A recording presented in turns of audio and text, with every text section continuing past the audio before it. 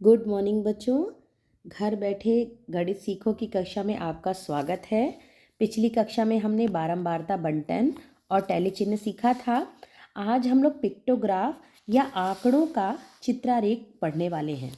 बच्चों, इसके पहले आप लोग आंकड़ों को संख्याओं में लिख रहे थे, लेकिन आप लोग दैनिक जीवन में कई बार बहुत सारे ऐसे आंकड़े देखे होंगे, जैसे कि भारत की जनसंख्या या फिर उनके लिए जो जनसंख्या है उसके लिए भोजन की व्यवस्था, वस्त्र की आवश्यकता, आवास, पेयजल, चिकित्सा, शिक्षा, रोजगार, इन सभी के लिए जब हम कोई योजना बनाते हैं तो उस योजना के लिए हमें आंकड़ों का निर्धारण करना होता है।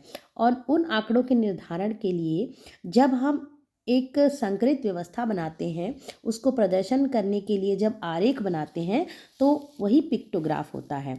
तो पिक्टोग्राफ जनरली क्या होता है? पिक्टोग्राफ जब हम आंकड़ों को चित्रों के माध्यम से प्रदर्शित करते हैं तो उसे ही पिक्टोग्राफ कहते हैं। किसी भी वस्तु के लिए वहाँ पर एक चित्र का निर्धारण किया जाता है। आइए इसको एक उदाहरण से समझते हैं। यहाँ पर एक उदाहरण मैंने आपको समझाया है कि एक अलमारी में 5 खानों में रखी गई पुस्तकों की विस्तृत जानकारी, यानी कि कोई एक अलमारी है जिसमें कि 5 खाने बने हुए हैं और हर खाने में कुछ पुस्तकें रखी गई हैं। तो यहाँ पे एक चित्र बना है अगर, तो वो एक पुस्तक के लिए बना है। अब आइए वो चित्र देखते हैं। तो यहाँ पे ये चित्र बना हुआ है। यहाँ पर पंक्ति लिखी हुई है और पुस्तकें लिखी हुई हैं। एक पंक्ति यानी एक खाना और उस खाने में रखी गई पुस्तकों का चित्र दिया है। आप इस चित्र को देख करके आसानी से उस अलमारी का विवरण निकाल सकते हैं। जैसे कि अगर मैं पूछूं कि किस खाने में सबसे अधिक पुस्तकें हैं, तो आप इस चित्र को देखकर आसानी से बता सकते हैं कि चौथी पंक्ति या चौथे खाने में सबसे अधिक पुस्तकें हैं, जिसकी संख्या आप गिन सकते हैं 1 2 3 4 5 6 7 8, यानी कि चौथे खाने या चौथी पंक्ति में सबसे अधिक 8 पुस्तकें रखी हैं। अगर मैं पूछूं कि किस खाने में सबसे कम पुस्तकें हैं, तो आप चित्र देखकर बता सकते हैं कि तीसरे खाने या तीसरी पंक्ति में सबसे कम यानी 2 ही पुस्तकें रखी हुई हैं।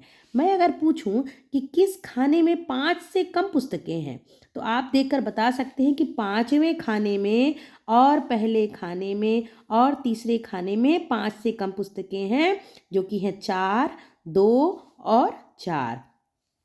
तो इस तरह से जो ये आप चित्र आरेख देख रहे हैं उसी को हम पिक्टोग्राफ कहते हैं। इसकी सहायता से हम आंकड़ों का निरूपण करते हैं, आंकड़े बनाते हैं।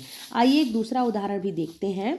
यहाँ पर एक आंगनवाड़ी है और उस आंगनवाड़ी में अलग अलग रंगों की 5 टोकरियाँ रखी हैं और हर टोकरी में उसी रंग की गेंद का विवरण दिया हुआ है कि किस टोकरी में किस रंग की कितनी गेंदें हैं। ये चित्र बना हुआ है, आप देख सकते हैं। इसमें एक गेंद का अगर चित्र है तो इसका मतलब है कि एक गेंद। यहाँ पर टोकरी बना हुआ है और यहाँ गेंद है। आप देखिए, लाल रंग की टोकरी में कितनी गेंदें हैं, ये बना हुआ है। पीले रंग की टोकरी में कितनी गेंदें हैं, ये बना हुआ है। नीले रंग की टोकरी में कितनी गेंदें हैं, ये भी बना हुआ है। हरे रंग की टोकरी में कितना है, ये भी बना हुआ है। और गुलाबी रंग की टोकरी में कितनी गेंदें हैं, ये भी बना हुआ है। तो आप इस चित्र को देखकर आसानी से इसका विवरण निकाल सकते हैं। अगर मैं पूछूं कि हरी टोकरी में कितनी गेंदें हैं, तो आप हरी टोकरी में देख करके बता सकते हैं 1 2 3 4 5 6 7 8। हरी टोकरी में 8 हरी गेंदें हैं। सबसे ज़्यादा किस रंग की गेंदें हैं, तो आप देखेंगे कि सबसे ज़्यादा 1 2 3 4 5 6 7 8 9 10, ये पीली टोकरी है, यानी पीले रंग की गेंदें सबसे ज़्यादा हैं। सबसे कम गेंद किस टोकरी में है, तो सबसे कम गेंद है 1 2 3 4 5 और वो है गुलाबी टोकरी में सबसे कम गेंदें हैं। अगर मैं पूछूं कि यदि सभी टोकरी में 10-10 गेंदें थीं, तो किस टोकरी की गेंदें सबसे ज़्यादा खो गई हैं या गायब हो गई हैं, तो आप देखकर बता सकते हैं कि यहाँ 1 2 3 4 5 सभी में अगर 10-10 थीं, तो सबसे कम अगर बची हैं तो इस गुलाबी टोकरी में बची हुई हैं, यानी कि गुलाबी रंग की गेंदें सबसे ज़्यादा खो गई हैं। तो ये था पिक्टोग्राफ, और ये पिक्टोग्राफ का सबसे आसान वाला भाग था जिसे आपने समझा। इस पर आधारित प्रश्न आपको दिए जाएंगे जिसको आप हल करके मुझे भेजिएगा। इसका भाग 2 अब मैं जल्दी ही ले आऊँगी, जिसमें आपको थोड़ा सा और कठिन भाग आपको बताने का प्रयास करूँगी। तो मिलते हैं अगले वीडियो में, तब तक के लिए बाय बाय।